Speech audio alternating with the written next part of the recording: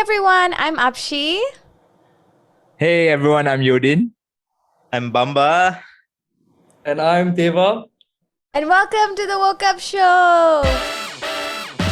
The Woke Up Show is a podcast with a rotating panel where we talk about lots of different topics, big and small, serious and silly, in order to get more woke.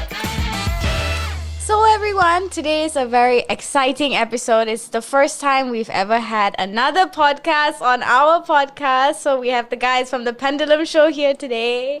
Yay! Yeah, we're glad to be here first. Yeah, exactly. It's good to be on the Woke Up Show. Yeah, thank you guys for being here. So I actually was following you guys for a while. And I've seen that you guys post about you do your podcast about politics, and I thought it was really cool to see three young guys doing a podcast like this, because I feel like a lot of young people, it's not that we're not interested in politics. I think we're very vocal about it on our own social medias, but you don't really see so much. I think people are a bit jaded. And I find out, when people put things out in a podcast, for example, you obviously care a lot, and that's why you do it. And so when we posted the last week's episode, for those of you guys who have seen it, we want to obviously the Woke Up Show, we want to create this space where people can just talk freely and share their opinions freely. But when it came down to editing, with the team and everything, we had to censor. And I just hated it. I wanted the video to just come out as it is, no cuts, no censors. But because of our, we live in Malaysia and we technically don't have freedom of speech, we wanted to make sure that everything is within the safety, I guess, of the people who are involved. And so that just really got me thinking, because I was I want to talk about all these different subjects, and the older people on my team and even my parents were just no, you can't talk about this, stick to lighter topics, this and that. But we didn't really want to. And so when I saw that you guys were doing this, and I had decided that I want to talk about censorship, I thought it would be great to talk to you guys, because you are talking about these issues in a way that is smart and safe and funny and all of that good stuff. So yeah, I guess my first question is just generally, what do you guys think of, the state of censorship in Malaysia in terms of talking about the topics that you care about? Right. Amba, you want to go first? Yeah, sure. I think we need to look at when we started the Pendulum Show, which is around the second half of 2019. And it was a very good moment to start a show like that, because the environment had freed up so much in the past year and a half since G14, right? And there was a feeling that everything is on the table and that anything can be discussed. Barring some lines, some lines, of course, are always there. And I think that we have respected that even from the beginning. Then, of course, last year did happen, and then the Sheraton move, and then there's a new government again. But especially in our space, which is the podcasting space, we don't do a lot of video. Nobody has really clamped down on it. There's not a lot of regulation of podcasts. In fact, not many clear-cut instances that I can think of. It's not regulated as closely as print media, or even the news portals like Malaysia Kini and all. So it does feel I would say that we still feel quite safe discussing what we discuss on the show but probably, especially over the past few months, and we are under emergency, obviously. Maybe subconsciously there is a bit of a bit more anxiety, but we've gotten so used to talking freely about these topics that it would feel quite unnatural to revert to a mode where we watch every word that we say. Yeah, and I think what you're saying is really true, because with the elections that happened 2018, 2018, there was freedom of the press. That was one of the things that came out of that. And I don't know what a podcast falls under. Do we fall under the press? Because at least for Yuzu, for the Woke Up Show, we sit under Yuzu, which is a media company. So I don't really know where we fall, and I don't even know if that law is still do they still follow it? Because even if I'm not wrong, Malaysia Kini had been investigated for a comment that somebody posted. And so I don't really know whether that still stands. Right. I think in terms of the law, technically we're again, it's actually how it's misconstrued, or it can be considered as many different kinds of mediums, right? If you purely stick to the common or traditional notion of a podcast, you're considered an online streaming show or a online broadcast channel, which again is niche in terms of a medium, but it's also how you disseminate the information. Then it actually then broadens your scope of actually jurisdiction here. So they can charge you on multiple counts, just not on the medium itself, but exactly how you're disseminating the information, right? Yeah. So that is one aspect of actually how we're not entirely in the gray at the same time. Right. Yeah. In terms of a podcast, of course. But and again, we're talking about sensitive topics here and there. But I think also building upon what Bamba said from my point of view is, yes, we're definitely, the three of us were very much interested in politics, which is why we decided to start the show. And based on this, exactly. So upon that, right, when we want to focus on the facts, a lot of times previously, even before this, and it's not just down to our generation, but even cutting across different generations, a lot of it is driven by emotion. But if you want to stick to the facts, then you can actually have a more constructive conversation. And the fact that maybe a lot of the facts are not actually brought to the table or highlighted more prominently. So again, there's misinformation that can be shared across, or misconceptions. So this is something that we at least wanted to try to address. It's one of our key goals anyway. Yeah, I guess because like it's hard to look at a situation, especially like with the state of our country right now, without any emotion. Because I guess that's why like when you have to cut things out, or you have to censor things, it's just because the heightened emotion is coming in and kind of the things you're saying it's not necessary. It's not that it's wrong. It's all fair. We are highly affected by the state of politics in our country, and I think every emotion that comes with it is fine. But when you're putting it out there and you're speaking out of full emotion, that's when you can get into trouble. Yeah. What about you, Teva? What do you think? So I on the point where Bamba was speaking about how we started in end of 2019, it was not as if that we didn't have any points where we had to question ourselves, right? In fact, there was actually a point somewhere last year where we had to sit down and think about, do we continue this or not, or is this safe for us? We all have our own commitments in so many aspects, right? And because of that, we had to reconsider what we were talking about, right? And on the point of print media, right? The thing is, like what Yodin was saying, it's not about just being reprimanded under print media. So many, like, they can put us under. It can be seditious what we say. Exactly. There's so many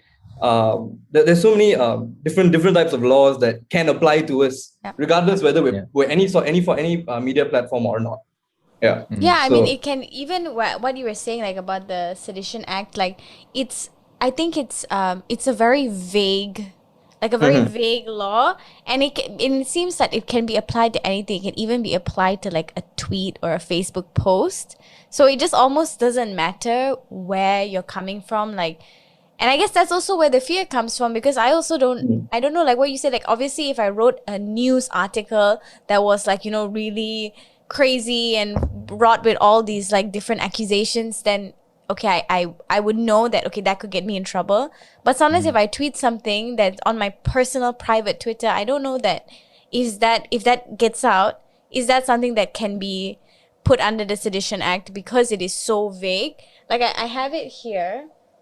The Sedition Act, and the Sedition Act is actually something that came about during the colonial era.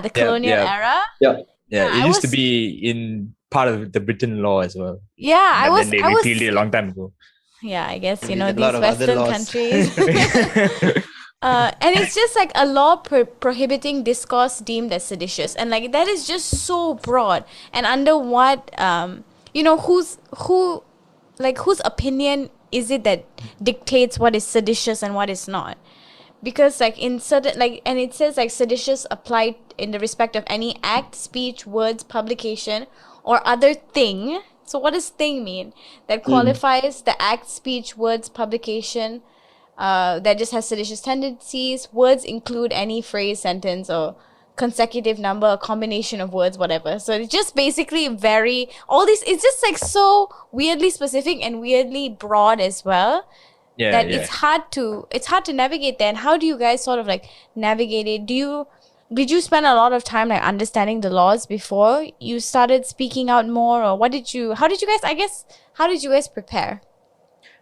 So I think that we always have taken it, like we already had this interest in politics, so we do know a lot about, we do know a fair bit about what is restricted and what is not. And so when you look at the federal constitution, for example, in the federal constitution, it does place some limits on freedom of speech, and it's basically these three things which you can't really touch upon, which is the race, religion, and the monarchy. Right? This is in the federal constitution, and it is, I would say, in a sense, it is not useful to breach those lines, lah, because on all sides of the political aisle, right, the mainstream politicians, opposition, government, whatever side they're on, they also will not really defend individuals who, for example, insult the royalty, right?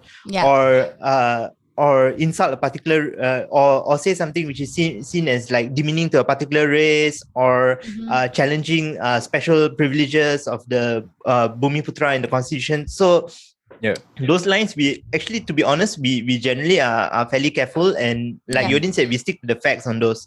But of course, the government of like 60 years added a fourth category, which is criticizing the government, right? So if you look at the Sedition Act, it says that you incite hatred against the government, and this is something that the context of it, right, is that it came about during the communist emergency. Right, there was a civil war going on, and in 1948 they passed this bill to clamp down on the Malaysian Communist Party and all these other like seditious groups which were active in Malaya at the time. And you can argue whether or not it was necessary, but in a wartime scenario, maybe you can justify it, lah.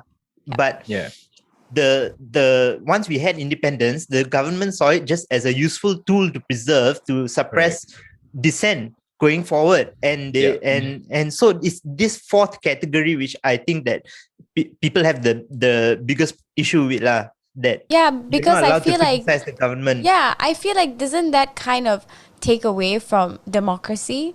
Because if you can't speak out, like if you're unhappy with the government, shouldn't you be able? Because it's technically that our vote, is what makes the government. So if the people are unhappy, shouldn't they be able to speak out without being, charged or fined or afraid? And also, I think what you were saying about like insulting the monarchy or speaking ill of the monarchy, I feel like you just sometimes, like, how satire is very often, people get arrested and all for doing satire in Malaysia, but that's also a form of art, and art is provocative and all of that. Like, how come satire is put in that category? Why is it perceived that way when that's not the intention? And more often than not, it kind of reflects the reality that's already out there. It's not making something up. It might exaggerate, but it's not changing. I feel like it generally sticks to the facts. Yeah. You're talking about satire which run against these four categories, right? Three categories. Yeah. And I think that, in the past, satire, if you look at Lart's comics, the 80s and 90s, right? A lot of that like wouldn't really fly now. It's as if we have become more restrictive on those. I do not understand why. And especially with satire, it's very vague. Nobody knows what is the particular line that they cannot cross. I think that you can clearly say that if you mock the royalty or the monarchy, that is something that will definitely land you in hot water, lah. But anything else, right? I mean, Malaysians are like quite tolerant of all kinds of humor, I would say. Compared to the rest of the world. I mean, we don't care if you make fun of like Indians or Chinese or Malays. Like generally, people don't mind and they laugh along with it. So usually with those they don't mind, right? But when you make fun of politicians, depending on who is in charge at that point in time, they may take issue with it. Yeah. So, like, for example, the Spanish fly incident, right? The Spanish fly incident. So, the Rakyat Post wrote an article. Yep. About the Spanish fly. These words came out of the minister's mouth himself. It's not made up, Yeah. And what the Rakyat Post did is they wrote an article explaining what Spanish fly actually is, which Spanish fly is a type of aphrodisiac, right? Is it? Yeah, exactly. Yeah. That's funny.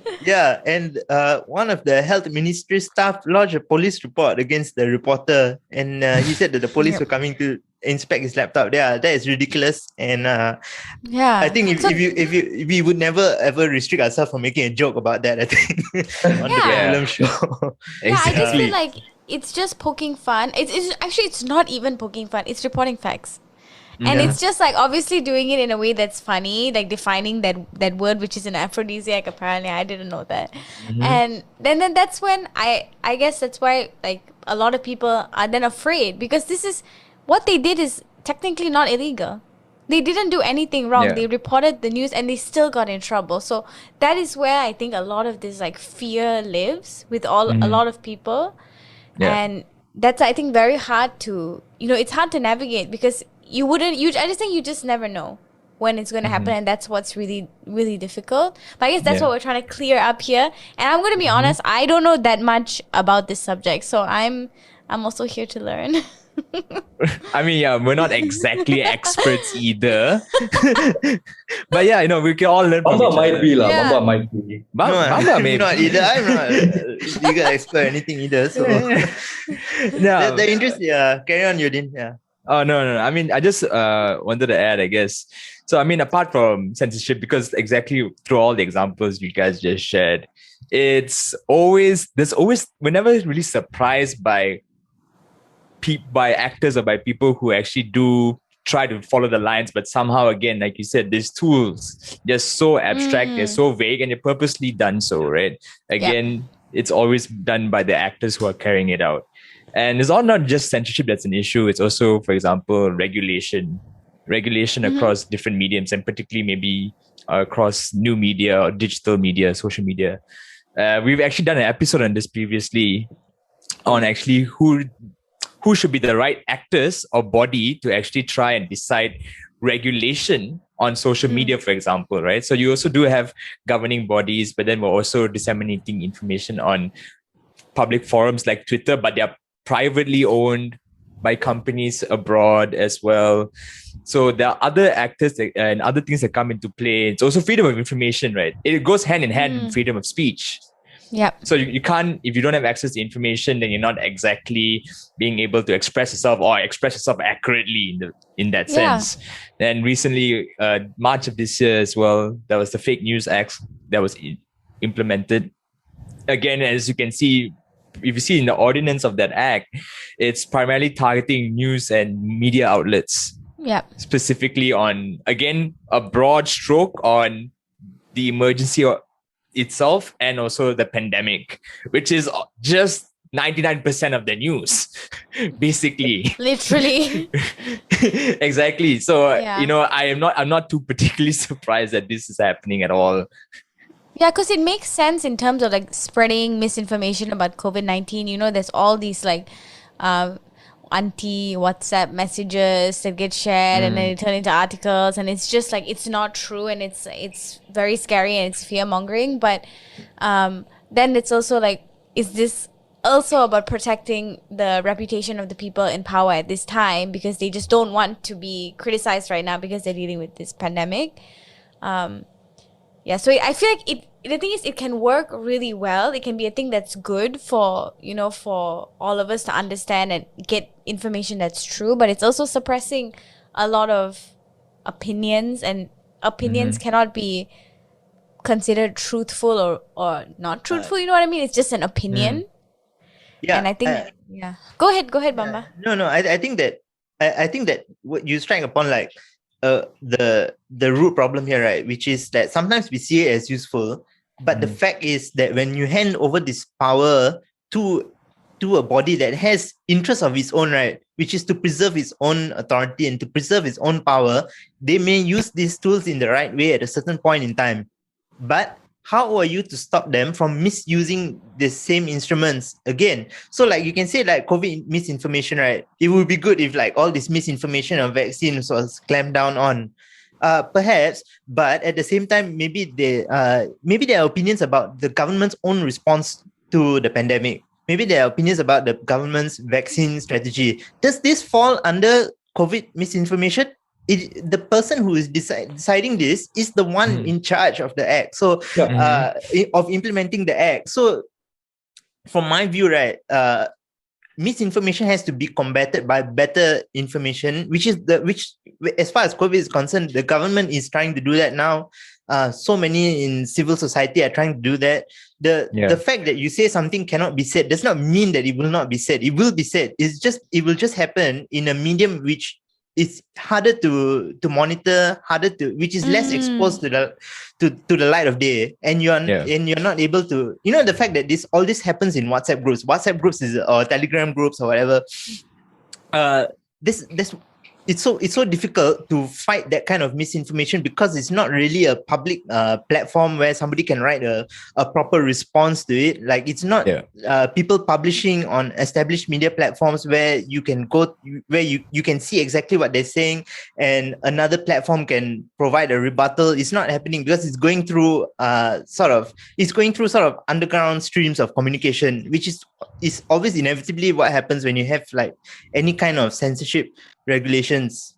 Yeah, I think that's a really good point. It's like how do it just doesn't seem to apply across the board. It just has it like picks and chooses its place of application, which is exactly what they meant with the law though. I think it's just like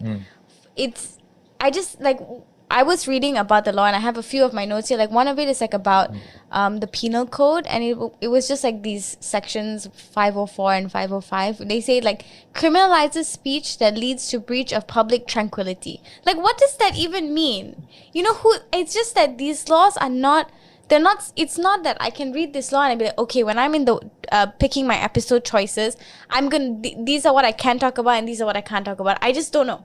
I don't know what's right. I don't know what's going to keep myself and my fellows like panelists safe and all of that. So I guess like my biggest question is like for you guys is like, what are your like do's and don'ts? Like when you're picking a topic, when you're choosing, like for example, I saw that you guys spoke about death in custody, which is something that I have been really, really wanting to take some time and speak about on this show. But it's one of those topics that, especially like my parents, it's not that they don't want me to talk about it. Obviously, it's something that affects all of us. We're all Indian here, and I want to talk about an issue that affects my people. And it's not that my family doesn't want me to talk about it, but it's also that they're afraid if I do talk about it, like what is going to happen to me. Like even I think Syed Sadiq posted on his Insta story, and then he got called for investigation. Yeah. So like. In that sense, like, what are your guys' like do's and don'ts? Yudin Atiba? Okay. None whatsoever. I mean, okay, so maybe I'll speak in general first. Yeah. I guess in general, there's very few things somewhat off the table, again, in terms of a topic we want to cover. Of course, we look at different, if it's trending and so forth, and if it's something that we're interested to talk about, or it's in the pipeline, we as well discuss it. It's also a lot about the content. Very, very hard lines that we draw against is like what Bamba said. We don't insult or cross those boundaries against the three key things. And also, maybe particularly, we try not to defame anyone, right? That's another important point.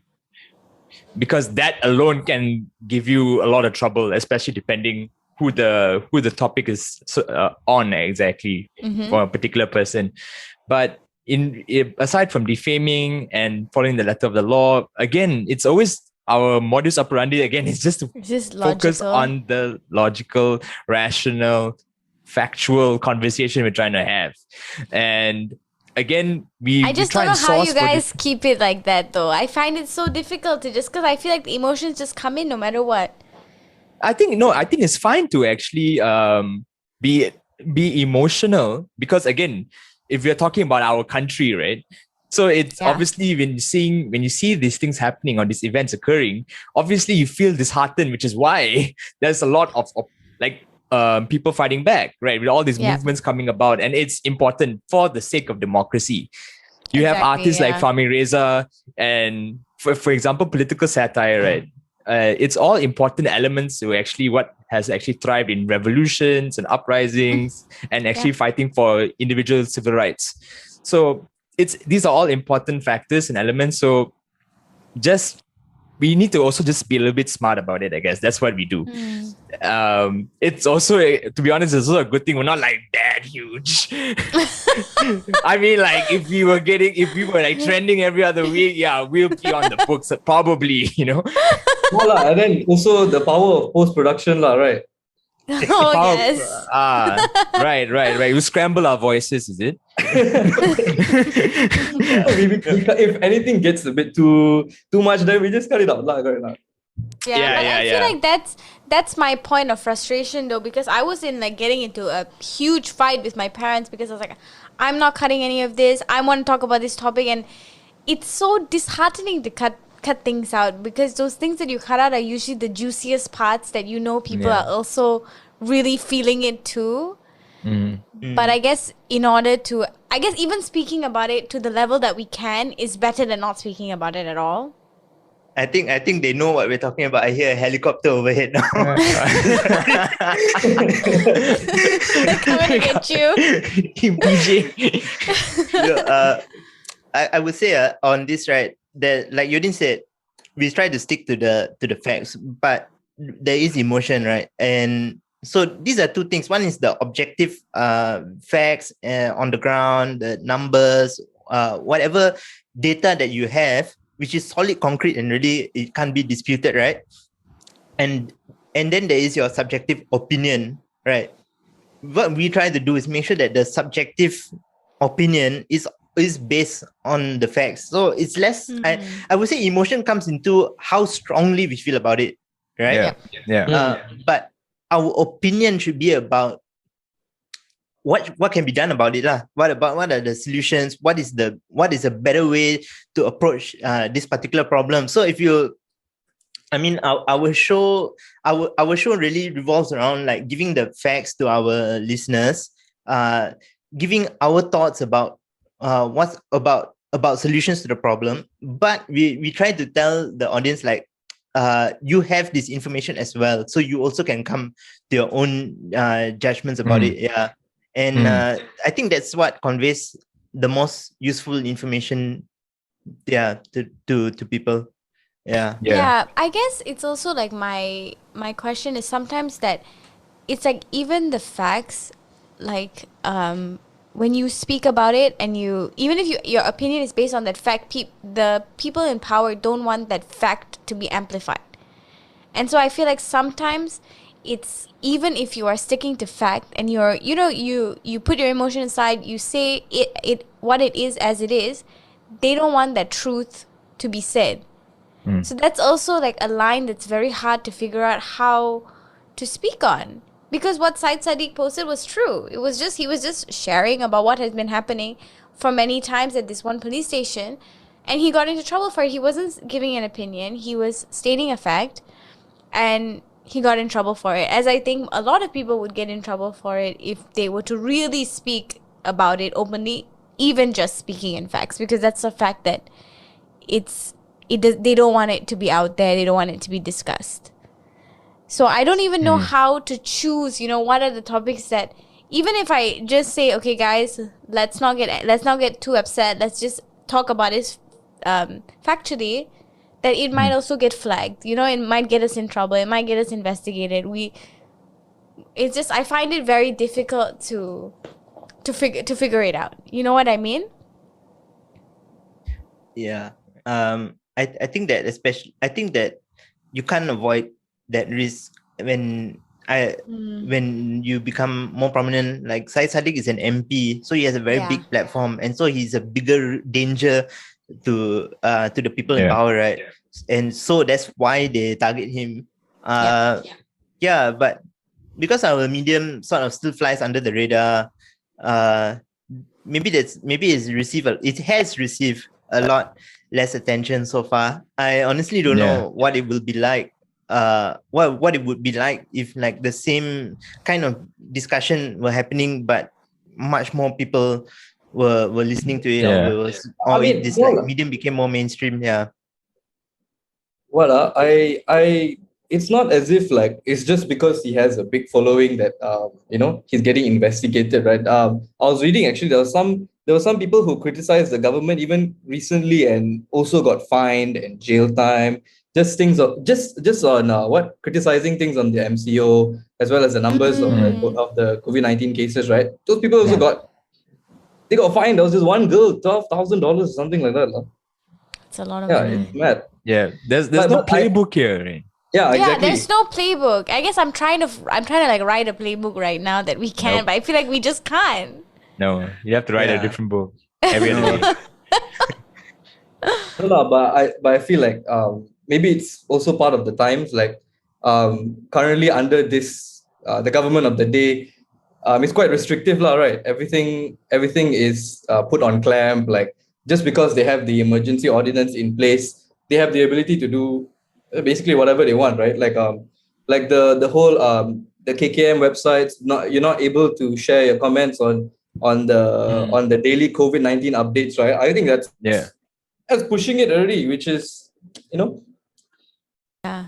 It really feels like when you think about it deeper, it really feels like the democracy is being it's not doing the democracy justice by doing this, because as people in Malaysia, we don't always feel like our voices or our votes count. And if we can't even express our, I think it's safe to say that a lot of people are very angry with how the COVID-19 pandemic has been handled.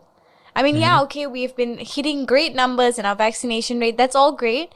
But we're still at home and the cases are still going up. That is just the reality. And so I think that is something that we should be able to speak about. And like you said, like that's crossing the line, not even being able to comment on it because it affects our lives. It's different if we, they don't want us to comment on like MPs or royalties, like the way they live their life. Because that's not affecting us directly, but the cases every day affect our daily life. And it's just like, it feels like democracy is just like, it's not being respected. Yeah. And unfortunately, we live in a climate where we have to fight for our democracy. It's not given to us, you know? So it's sad, but at the same time, it's actually somewhat optimistic to me, in my opinion, that although, again, it's injustice, but it can lead to a better road. But these events probably still need to occur against any sort of force or power that you're trying to fight against or trying to remove. Yeah. And just to add, I don't think that it is all doom and gloom, because even now also the environment is a lot. I don't think it's all doom and gloom, because the environment now has been indoors for a bit too long, the regular optimist, right? I just said it, so yeah. In terms of the current environment, right, it's actually not as bad as it was like 3 years ago or 4 years ago. And at that time, right, I think that we wouldn't even consider starting the podcast, right? Let alone continuing it.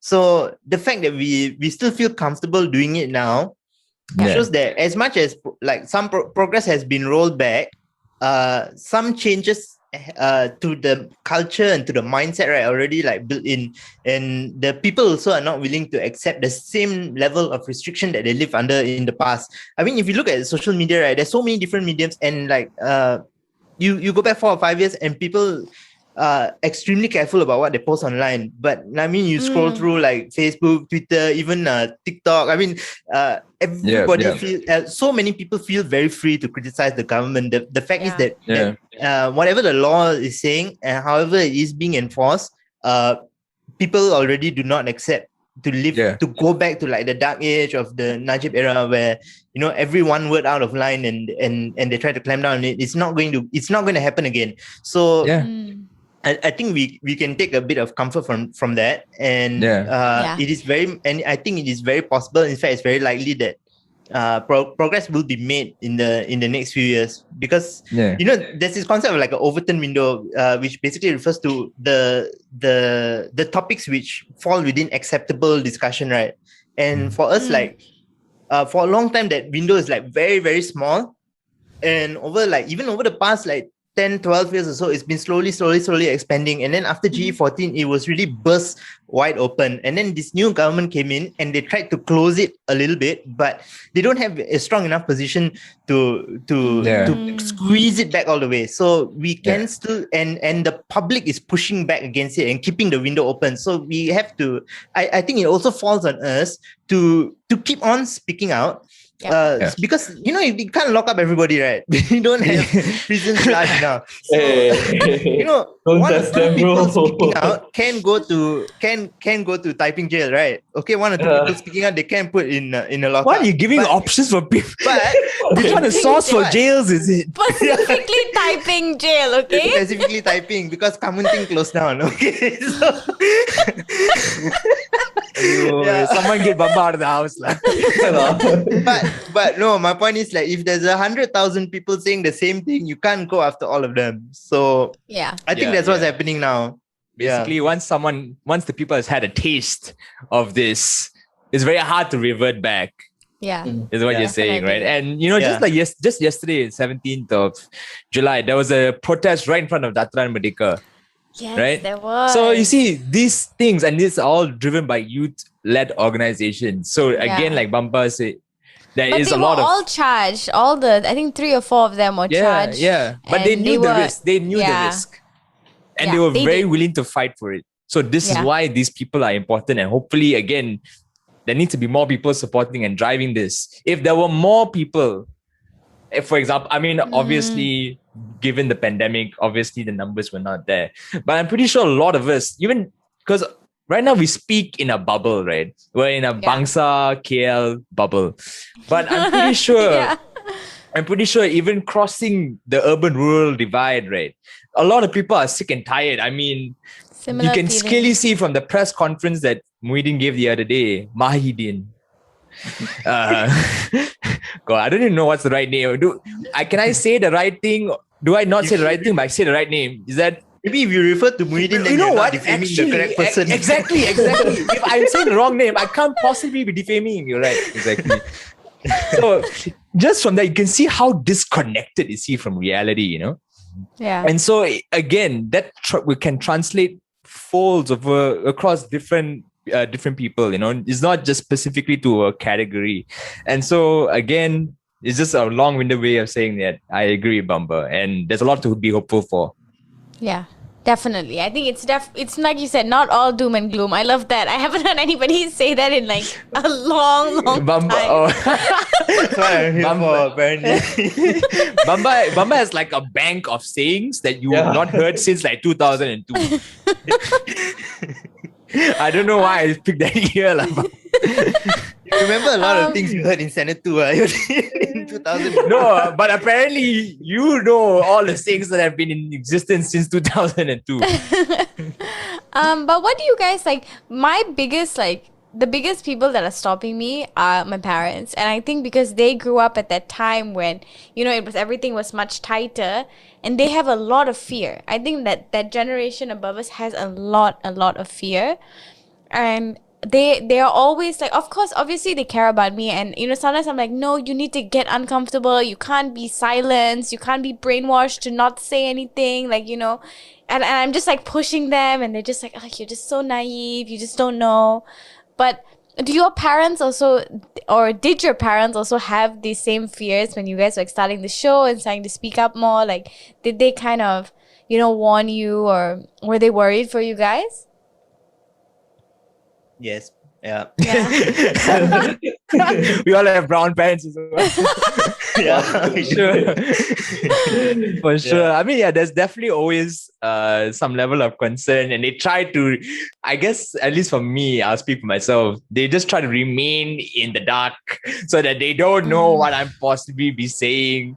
But again, I guess it's also driven by they have to trust me that I know what I'm doing. And also, although it's easier said than done, but at the same time, I guess because we were so passionate about it and we have been for many years, like there's just for me, it was just no use stopping me at this point from speaking about it. And again, it's not like I'm trying to, it's always the intent about what my actions are or what our actions are, the content that we say. It's not as if we're trying to incite rallies and protests and here we're talking about the facts.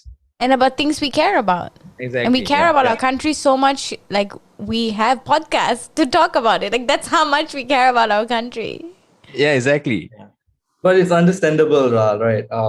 It's like the minority mindset, don't rock the boat, toe the line. And I mean, it's sad. At the same time, it's not as if they're just trying to look out for us. And but at the same time, we still have to do the things we need to do to ensure that our futures are secure in some form of way, And I feel like we want to make our country the best it can be, and that's why we have these conversations and why we want to try. And that's why I would get so angry with them. I'll be like, aren't you guys uncomfortable with the situation? They're like, it's not that we're not. It's not that we don't agree with you or anything like that. It's just that they're scared. And I think that fear has just like been really ingrained in them for so many years. Yeah, it's our time lah. Yeah, exactly. It's our time. And I think that like if people are passionate about something, they should definitely speak up about it. But like you guys said, facts only, and try and be as logical as possible, despite it being extremely emotional for most of us at this horrible time. I think just to understand that politicians is one part of the problem now, but there's also the public as well, right? And in the Malaysian public is it's not the same as a Western country, or if you're going to Australia or UK or the US. Passions can be inflamed, and sometimes the reaction to that can be quite severe, even sometimes from certain segments of the public. So I think that I think that as much as we feel free to criticize the government, but at the same time we are also we have to bear in mind that this is not like a totally free speech society. It's not in the culture yet. It takes a long time.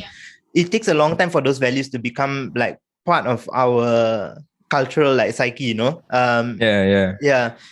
a lot of people, it's not just about criticizing the government. There are many things which they simply cannot accept that people can say freely in Malaysia, and this is in the public. It's not to do with the leadership. It's not to do with the government. It's in the culture. So, I think that we don't try to do is to provoke unnecessarily. We have to try to be productive with the discourse, right? Otherwise, there's no point just speaking just to inflame passions. I don't think that's useful. That's what some people do, like some Malaysians do that, and nobody really backs them because they know that there's no big chunk of the public that is on their side. It may be unfortunate but it's the reality, and you have to like slowly sort of get people used to more open debate, more open discussion about more and more sensitive topics. Exactly. I think that's a great point. Like it should always be trying to make something productive and trying to like do something that like with like tangible outcomes, and not just like I'm angry and I'm gonna rant on my my social media page or whatever. All right. Exactly. So I think it's almost been an hour, guys. This has been really amazing. Is there anything else? Wow, not bad. Yeah, almost an hour. Is there anything else you guys want to add? Anything you want to say? No, I think you covered them. We're somewhat like ending on a good note.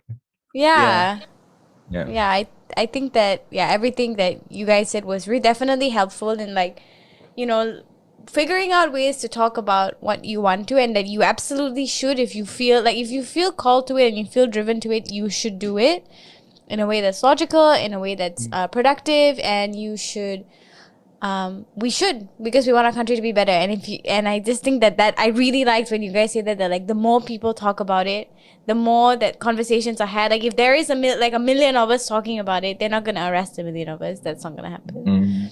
Yes. So hopefully we'll see lots more people talking about these important topics. And I thank you guys for talking about them on your show, because you also contribute greatly to this general narrative of us young people trying to make a change. Yeah, and thank you for having us. Thank you very much again. Yeah, and do keep up your good work as well. Yeah. Thank you. All right, guys, that's the end of our show. Please like, share, follow, subscribe, all that good stuff. And stay safe and stay woke. Bye. Bye. Bye.